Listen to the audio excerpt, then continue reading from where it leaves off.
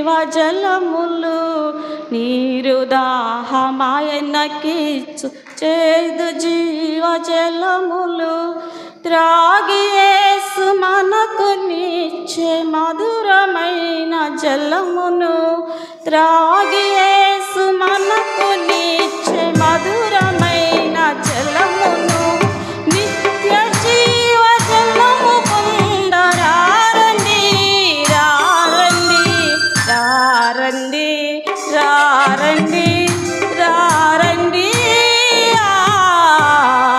దైవ వరము జీవజలము త్రాగరారండి, దైవ పుత్రుని జీవధనము పొందరారండి, పొందరారండి. నాకిచ్చిన మన యొక్క అంశం ఏంటంటే చేదు చిరక. ఇది చేదు చిరక ఎప్పుడు ఇచ్చారు, ఎవరికి ఇచ్చారు, చేదు చిరక అంటే ఏంటో తెలుసుకుందాం. ఈ చేదు చిరక చేదు కలిపిన ద్రాక్షారసమును ఆయనకు త్రాగనిచ్చిరి, కానీ ఆయన దానిని రుచి చూచి త్రాగనొల్లకపోయాను. చేదు చిరక యొక్క రుచే చేదుగా ఉందని చెప్పుకుంటున్నాం. చేదు చిరక అంటే ఏమిటంటే బాగా పులిసిన ద్రాక్షారసంలో, పుల్లని ద్రాక్షారసంలో, కుళ్ళిపోయినటువంటి ద్రాక్షారసంలో బోళమును కలిపారనమాట. అలా తయారు చేయగా వచ్చిన పానీయమే చేదు చిరక. ఈ బోళం కలిపిన ఈ ద్రాక్షారసం అయితే మధురంగా ఉంటుంది, కానీ బోళంను కలిపారు కనుక ఇది చేదుగా ఉంటుందన్నమాట. అందులో ఈ బోళం కలిపినందున అందులో చాలా మెడిసినల్ వాల్యూస్ ఉన్నాయి, చాలా వాల్యూస్ ఉన్నాయి అన్నమాట. అవేంటంటే ఏదైనా ఒక వ్యక్తి గాయాలు తగిలినా, లేదా దెబ్బలు తగిలినా, లేదా అలసటగా ఉన్నా, బలహీనతగా ఉన్నా ఈ యొక్క చేదు చిరకను ఇస్తారనమాట. రోమా సైనికులు కూడా ఆ చిరకను యేసు ప్రభు వారికి ఆ సిలువలో అందించటం జరిగిందనమాట. ఇచ్చినప్పుడు ఆయన ఆ చిరకను రుచి చూచి త్రాగనొల్లలేకపోయాడనమాట. ఈ యొక్క చేదు అనే స్వభావము ఇక్కడ మనకు పాపానికి సాదృశ్యంగా ఉందన్నమాట. అయితే ఈ చేదు చిరకను తీసుకోవడానికి ఎందుకు ఇష్టపడలేదు అంటే, ఆయన మన శ్రమలను సహించటానికి, మన బాధలను వహించటానికి కరుణామయుడైన దేవాది దేవుడు, ప్రేమామూర్తి అయిన ప్రభువు, ఆయన త్యాగమూర్తి అయిన తండ్రి, ఆయన స్వయంగా ఆ బాధను భరించటానికే ఇష్టపడుతున్నాడు అన్నమాట. ఎందుకంటే ఈ బాధ నుండి ఆయనకు తెలుసు, ఈ చేదు చిరకను తీసుకున్నట్లయితే ఈ నొప్పులు, బాధలు ఇవన్నీ కొంచెము ఉపశమనం కలిగిస్తాయి, కానీ ఆయన ఖచ్చితంగా సిలువలో మన కోసము శ్రమ పడాలి, శ్రమ అనుభవించాలి. ఆ యేసు రక్తము ప్రతి పాపము నుండి మనల్ని పవిత్రులుగా చేయాలి. ఆ రక్తం ద్వారా మనమందరము పరిశుద్ధులుగా తీర్చిదిద్దబడాలని చెప్పి ఆయన యొక్క ముఖ్య ఉద్దేశం అయి ఉన్నది. సరే, ప్రభు ఆ యొక్క సిలువలో బాగా శారీరకంగా బాగా అలసిపోయారు. ఆయన యొక్క అనేక కొరడా దెబ్బలు భరించాడు.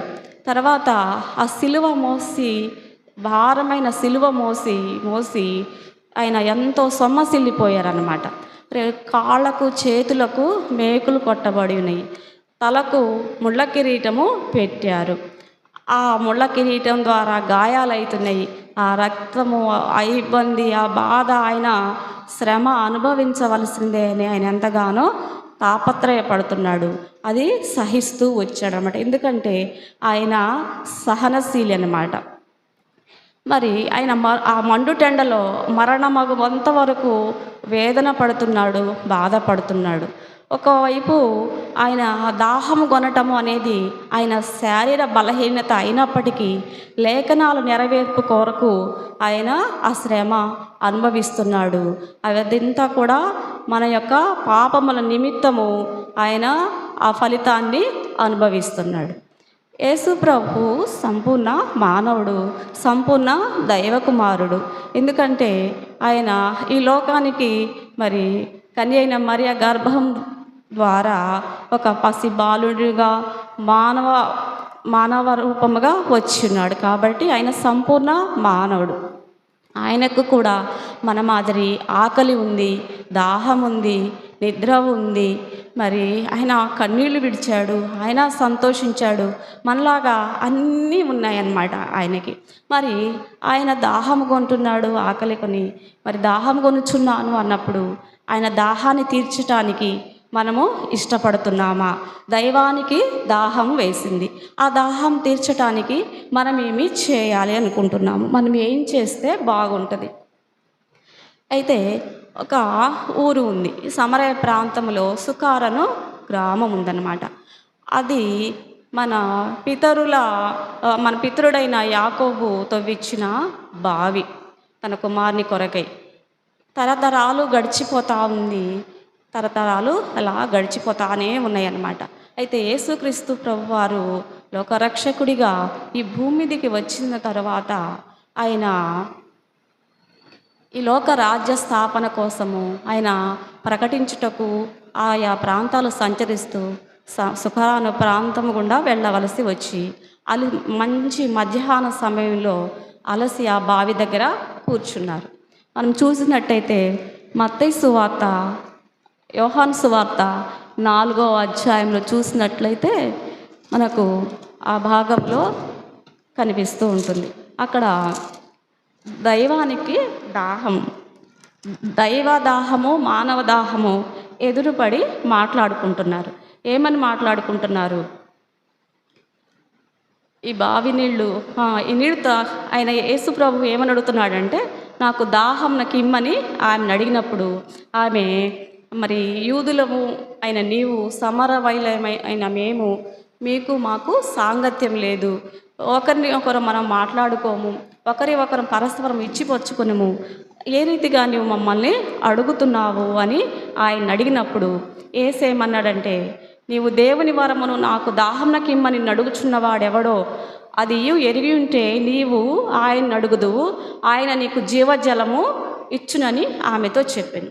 అప్పుడు ఆ స్త్రీ, అయ్యా ఈ బావి లోతైనది, చేదుకొంటకు నాకేమీ లేదే, ఆ జీవజలము ఎలాగూ నీకు దొరుకును అని అడుగుతుంది. అంటే ఈ సమరయ స్త్రీ చాలా సమయస్ఫూర్తి గల స్త్రీలాగా కనిపిస్తుంది నాకైతే.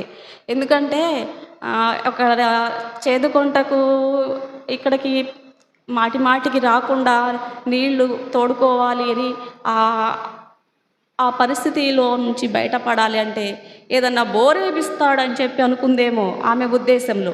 కానీ అట్లా కాదనమాట. ఆయన ఇంకా ఏం మాట్లాడుతున్నాడు?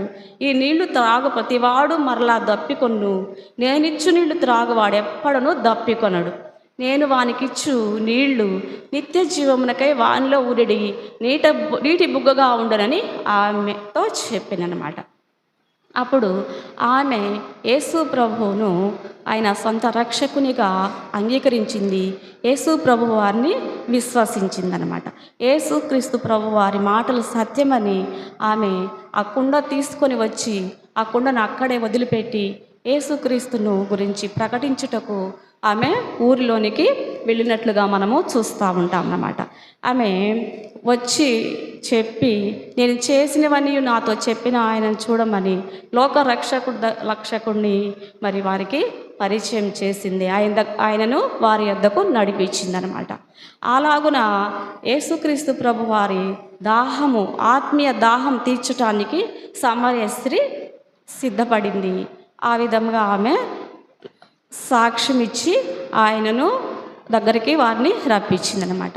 యేసుక్రీస్తు ప్రభువు మరి దాహం నిమ్మని అడిగినప్పుడు మనల్ని కూడా ఆయన దాహం నిమ్మని అడిగినప్పుడు మనం ఇవ్వాలంటే మనం సిద్ధంగా ఉందామా? మనము మాత్రం ఏం చేయాలి? మనం కూడా చేయవలసింది ఉందన్నమాట. ఏం చేయాలి? మరి జీవజల ప్రదాత అయిన యేసు ప్రభువును, మరి జీవజలానికి అధిపతి అయిన తండ్రిని మనము ఈ లోకానికి మనము ఆయన సువార్తను ప్రకటించాలి. సమరయ స్త్రీ చేసింది అదే అన్నమాట. అంతేకాదు మనము ఆయన బిడ్డలను ఆయన దగ్గరికి తీసుకొని ఆయన దగ్గర తీసుకొని రావడానికి మనము ప్రయత్నం చేయాలి. ఇంకా అంధకారంలో ఇక మూఢ విశ్వాసాలతో ఉన్న వారిని, అవిధేయులైన వారిని యేసు దగ్గరికి మనము నడిపించాలి. జ్యోతిర్మయుడైన యేసుక్రీస్తు దగ్గరికి మనము నడిపించాలన్నమాట. అదే మనము చేయాల్సిన పని. ఆయన సువార్తను మనం ప్రకటించాలి అంటే మనకందరికీ చదువు రాదు, మనందరం పాస్టర్లం కాదు, మనము చేయలేం కదా ఇది అని చెప్పి అనుకోవచ్చు. కాదు, మనం చేయవలసింది ఒకటే. మనం ఏం చేయాలి? మన ప్రవర్తనలో మార్పు రావాలి. మన మాదిరికరమైన జీవితం జీవించినప్పుడు ఇతరులకు మనము ఒక సువార్తగా కనబడతాం. ఇంటింటికి వెళ్ళి దర్శించి ప్రతి ఒక్కరికి మనము చెప్పవలసిన పని లేదనమాట. మన ప్రతి ఒక్కరి ప్రవర్తనలో మార్పు వచ్చినట్లయితే మన మార్పును చూసి ఇతరులు గ్రహించి ఈమె దేవుని బిడ్డలాగా ఉంది, ఇలాగుండాలని చెప్పి వారు గ్రహించి నేర్చుకొనుటకు మనము